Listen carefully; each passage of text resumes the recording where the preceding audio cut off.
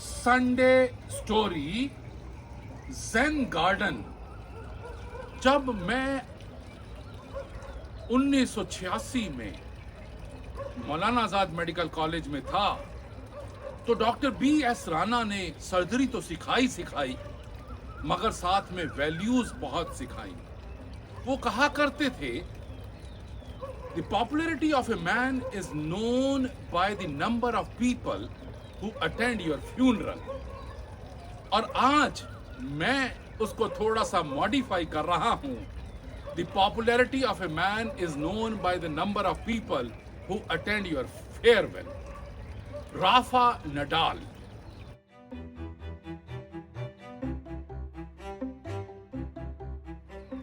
Lawn tennis player, May 25, 2025 Roland Garros stadium Paris France से उनको farewell दी गई। और 2004 में जब राफा सिर्फ 18 साल का था तो जब गेम खेलने के लिए गया तो उसके पैर में चोट, लेफ्ट पैर में चोट लग गई और काफी पेनफुल हुआ।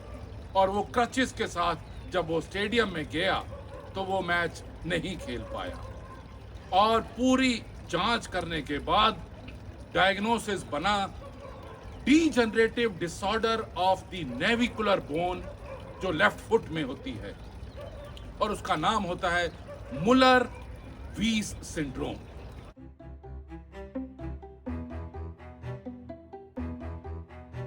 और हर बारी जब भी वो गेम खेलते थे तो बहुत ज्यादा पेन होती थी और हर बारी पेन किलर या इंजेक्शन लगवा के उनको खेलना पड़ता था टेनिस।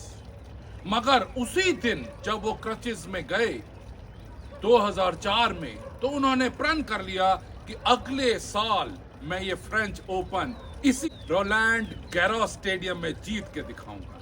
और सच हुआ, 2005 में उन्होंने पहला फ्रेंच ओपन जीता और उसके बाद वो जीतते चले गए बहुत सारे championships, ATP, Wimbledon, all American, बहुत सारे चैंपियन जीतते चले गए।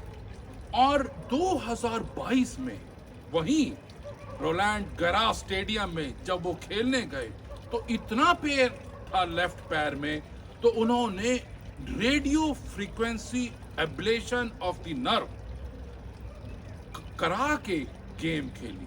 कहने का मतलब इतना टॉलरेट कर रहे थे वो पेन को, मगर खेलना या डिटर्मिनेशन या पैशन नहीं छोड़ा। और 2022 में 14वां फ्रेंच ओपन जीता।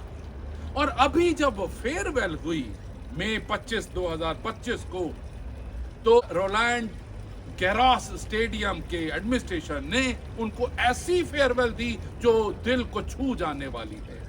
उन्होंने क्ले कोर्ट के साथ ही king of clay Rafa Nadal का left foot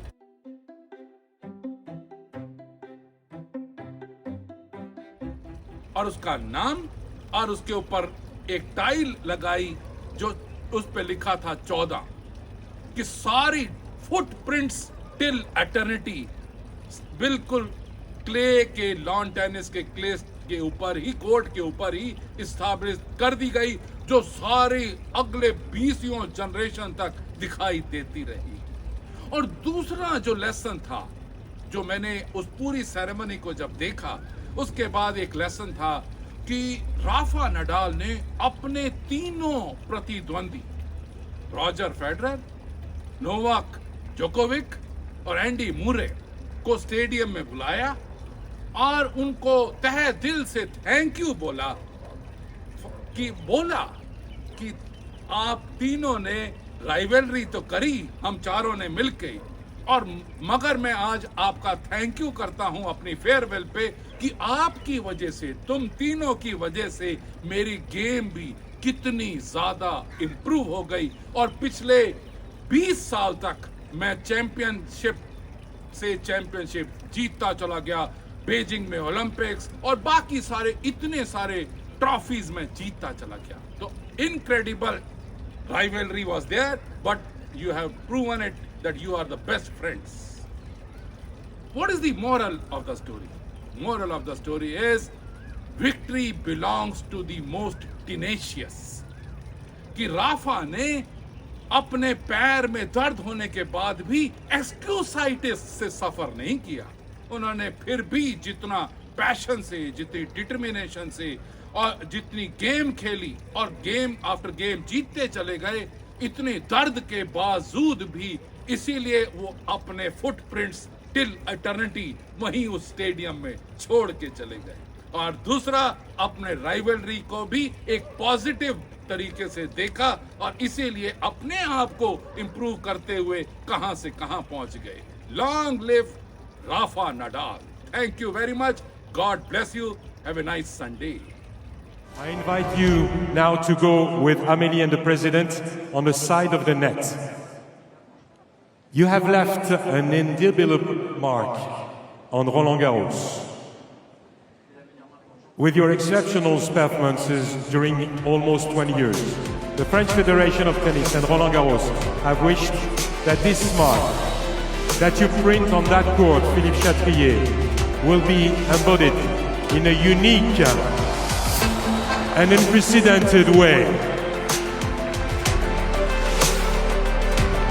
Your footprints will stay here forever.